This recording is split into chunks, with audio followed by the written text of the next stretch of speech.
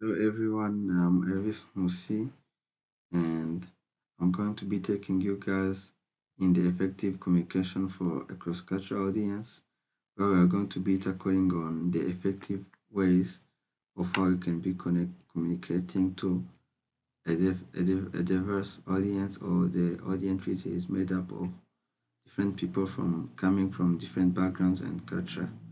So first of all, we are going to be looking on what is a cross-cultural communication.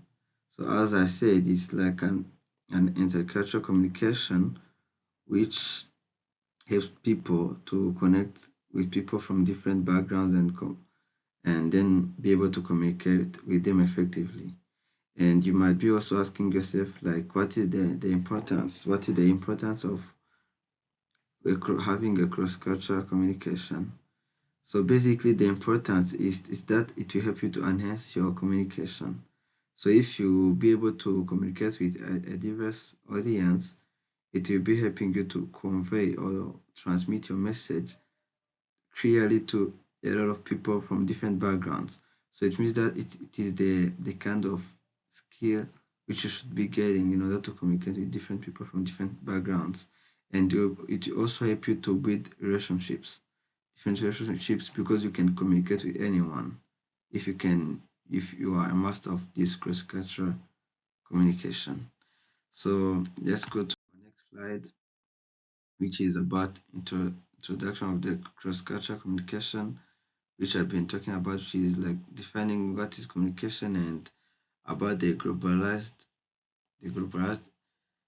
environment, which is the one we are going to be communicating with, and the, and regarding the visual aids and their concepts, which means the visual aid and the concept which are backing up about my presentation and how were driving people about my message or the message of this presentation. So first of all, you have to know that we've been using different types of visual aids such as icons, diagrams, and images, which we have used them to pray so that they can play a big role in helping the audience to connect with the material, but also to take like an illustration. They have used them as an illustration of helping them to remove the communication barriers as we have been addressing the cross-cultural communication in this presentation. So starting from the icons, you would ask yourself like what kind of icons or diagram did you use? So starting from the icon, you have used the globe icon which I used on one part of our presentation. So that icon, it is a globe icon where it was talking where I was talking on the constellation of a global audience. So that icon of a globe have helped our audience to grasp like the need of an inclusive communication, which was the use of this icon. So we have been using that icon so basically people can know or can grasp the use of an inclusive communication, and I've been using also that icon to support my message where on the part I was emphasizing on considering the global audience. So I've been using that icon in order to support my message which I was letting on that side or section of this presentation. So secondly is the type of image which we've been using. So the type of image which we've been using is, you can see like I chose first of all I chose the image that showed a diverse cultural groups of working together. So on the slide 7, on the section 7, you can see that I have chosen like a picture of an image of diverse people, like some are from Asia, Africa, and some of Europeans. So this image has been supporting the central message of this presentation, as it was focusing on creating an inclusive communication for a global audience. So, for example, on that image of a multicultural team, which is found on that slide 6 or the section 6 of this presentation, has helped that presentation to show a different people or cultures, or how people like on that section have been talking about the message on how a diverse environment can help people to have a good team or a dynamic team which can help them to have different perspectives when they are going to be making decisions. So I've included that image of a multicultural people so that it can force or people can visualize it, so it can help them to grasp basically the need of having an inclusivity team. So which shows like the difference of if they see that picture to help them to create that illustration in their mind. So that also been helping that image was also supporting my main message, which was through this presentation. So lastly, I would say that the importance of ensuring that we have also to ensure those images are not unintentionally excluding or offending anyone, so that anyone can feel more included and in a diverse way. The third is about the main adjustment from the original script. So to be more practical, we had a script which we've been working on, where we've been having the one and we've been correcting it. So basing on the cross-cultural communication, so we've been working on it to remove the barriers which been putting people in not getting or being communicated as we should. So we were the one who were communicating. So we took that note and then replaced with the mistake with the correct word so that people can be communicated. But by using this communication, cross-cultural communication. So first of all, we have removing the cultural barrier. So we did this by replacing the cultural specific reference. For example, like we had an example of watching cartoon, then we have replaced it with a behavior or an activity which is more relevant to, which is more global, like playing different kind of sports. Because anyone doesn't watch cartoons. For example, people from Western countries are preferable to watch cartoons more than those the ones from developing countries who don't even own televisions. But if you talk about sport, anyone globally can perform or can do sports. And we've been also working on the working hours, where we have used like an inclusive language because a lot of people do work, no matter where you're coming from, no matter the culture. And we also been removing the region's reference because we wanted to avoid so people can get like feel less included because people are not coming from the same region. So sometimes we try to skip that because if you say like for example relate to mosque or a church, if we relate more to a mosque, like people, Christian will be felt left behind. If we be more on church, people who are not going to church or having the other synagogues, for example, if they're from Israel or they are Arabs who use mosque, will be left feel like they are being left behind.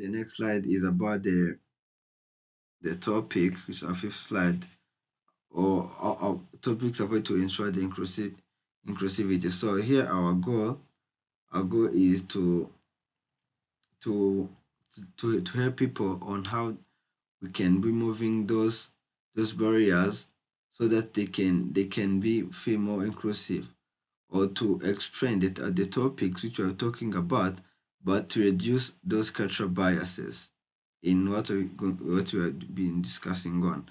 So the first is the specific practices. So we have to avoid the cultural practices and generalized examples, so everyone can feel more included. And I have a question, like, if a topic avoided to ensure like inclusivity. So an example of some of the topic which might be avoided so we can try the inclusivity. For example, is like a sensitive or political historical issues.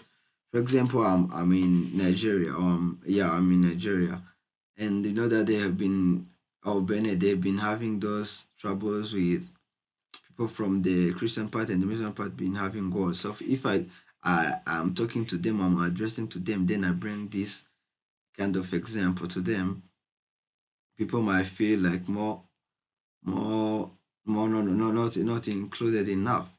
And they might feel not they might feel like I'm not communicating, or I mean even cause them to make references, or to divide themselves into parts. Or for example, if I go to Congo and I talk about political, and I know that they have like no political stability, so I might cause people to feel more sensitive about what I'm saying, and they can even lose their concentration, or I can even make them feel not inclusive, basing on the part which I'm rating on. Also, the other example is also on using the stereotype or generalization. For example, the if I say like I give an example of Asian cultures are more punctual, which compared to the Latin American, who are more relaxed about their time, or compared to the African, who are more relaxed about their time. So people from Africa it may create like a kind of discomfort to them, which might make them not feel less inclusive to what I'm talking about. And our next slide is about the ethical consideration in the cross-cultural communication. So here our goal is to highlight the ethical consideration when addressing a global audience. So what we do is just being ethical, respect, ensure that each group feel is excited and it is not mispresented. And also we should be keeping our inclusivity, and also avoiding any cultural assumption. For example, within verbal and non-verbal body languages, which might create like a sense of disrespectful to the people.